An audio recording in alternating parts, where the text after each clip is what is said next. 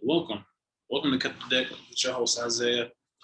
I don't know what episode this is, but I do know we came a long way. Now, there's something in the basketball world that needs to be addressed urgently and needs to be handled with precision.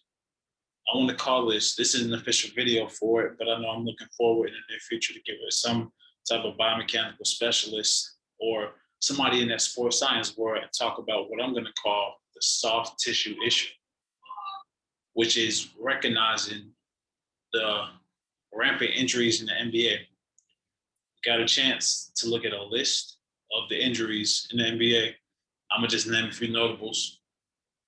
Got both down with the hamstring, Cam Reddish, Achilles, Jason Tatum undisclosed, Jaylen Brown leg. You have Spencer Dinwiddie knee, Devontae Graham knee.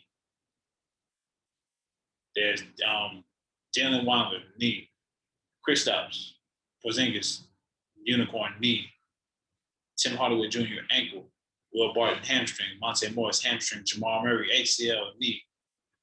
There's Jeremy Grant knee, Hamidou Diallo knee, Dennis Smith Jr. knee, Andrew Wiggins knee, James Wiseman knee, Klay Thompson Achilles, John Wall hamstring, Daniel House Jr. ankle, Dante Exum calf,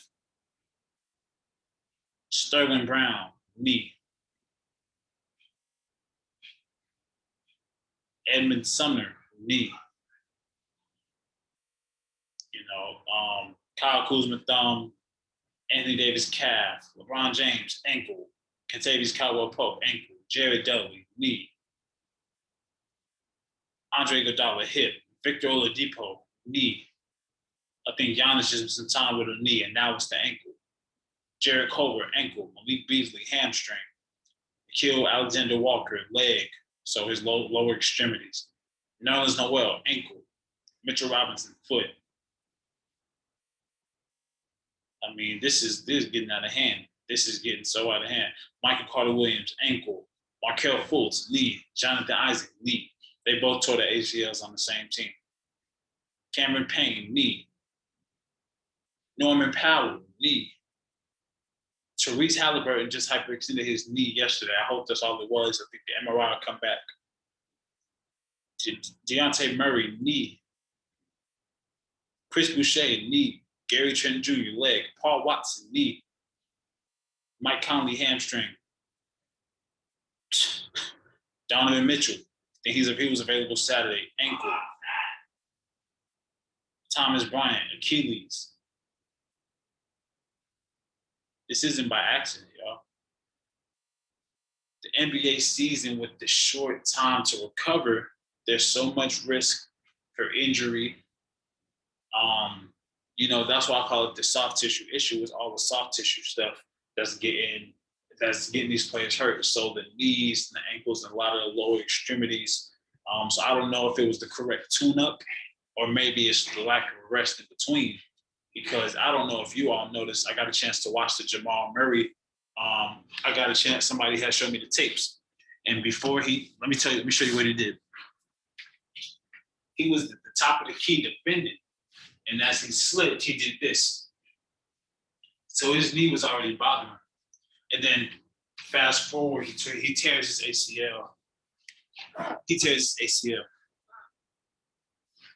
What does that tell you? That was already bothering him before he tore his ACL. I want to give a shout out to Marcus Elliott, who's the founder of Peak Performance Project. We didn't have some deep conversation, but I had a chance to message him on LinkedIn. As prominent of a person he is, and as busy as he is, he had the time to respond to me. And he said, "You're right. Injuries are not an accident." I don't know what needs to be put in place, but if sports science and NBA could build an even better relationship, with the Peak Performance Project and teams having their sports scientists actually on staff, that helps. But I just wonder what's going to bridge the gap between health and NBA players, because there's so many soft tissue injuries and there's so many things stopping players from playing to their full potential. And it's honestly getting on my last nerve. The playoffs are going to be altered. The season of the Lakers, the most prominent team in the NBA, is altered due to injuries. I just wonder what is what's going to bridge that gap? What's going to give him that health again? I wonder. So thank you for watching this channel. Thank you for supporting. I am looking to get with a sports biomechanics or some type of sports science personnel. And I actually want to do an episode of the podcast together and just talk about the injuries, because I even see it all the time here on campus. People get injured, lower extremities. And I think a lot of people say, hey, it's just part of the sport. That's, they chalk it up as part of the sport. There's pre-existing signs that, if you don't do that, or if you have too much of this, you could blow this knee out, you could tear this, tear that. So I know one of the things was probably the fatigue. I'm looking at Jamal Murray. It was probably the fatigue. Maybe, I don't know, because after you do the biomechanical assessment, you'll see if somebody lands with an excessive knee valgus. Again, I'm no sports scientist, but this is just stuff I kind of picked up. And as I watch things and listen to the David Alexanders of the world, and different biomechanics specialists and guys like that, the Donnie Raymonds, as I read into that stuff, an excessive knee valgus, I think tight hamstrings, or if you're loading too much on this side, or if you don't have the right range of motion, like those are all pre-existing factors. And I think we just chalk it up as, oh, it's just part of the sport. That's what's getting these guys hurt. So I think as an NBA player who has nothing else to focus on but basketball, I think what you should do is you want to get with a sports scientist or a biomechanics specialist to check for all problems, because once you go through this assessment, they'll test all your deficiencies, discrepancies, ailments, and imbalances. Your quad string help you decelerate. It's kind of weak. Remember, the ACL is the femur, is that connected between the femur and the tibia. So, if you're trying to stop, but you keep going, your hamstring is too weak to decelerate as you should, this shifts. That's when the ACL shifts. When the ACL tears, you feel that shift. So again, I'm no sports scientist. I'm no biomechanics specialist. So I could be wrong, and someone correct me if I am, but I am looking to get with a biomechanics specialist or somebody in the sports science world to actually talk about this thing I want to call the soft tissue issue. But yeah, man, there's so many pre-existing measures that'll show you, like you're on the way to getting injured if you don't fix these corrective exercises. So I believe these sports labs, like the P3s and things like that, these should be filled.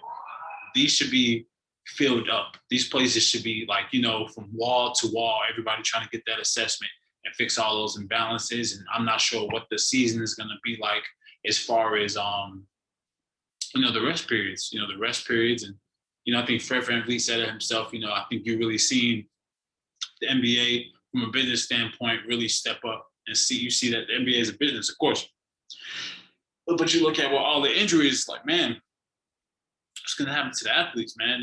It's hard to play the game when everybody's injured. The most prominent players are injured. So from a business standpoint, this rush so then from a business standpoint, I get it. You want to get the games. But when your most prominent players, the faces of the league, the most marketable people can't play because they're hurt, you're also hurting yourself. So I guess it has to be a balance in between. But thank you for supporting the channel, CutTheDeckTV, Cut the Deck podcast. I'm looking to get a sports scientist or biomechanical specialist, movement analyst, or somebody of that sort to be able to talk about this. And I want to call it soft tissue issue. Soft tissue issue episode coming soon. Like, comment, subscribe, share. Peace.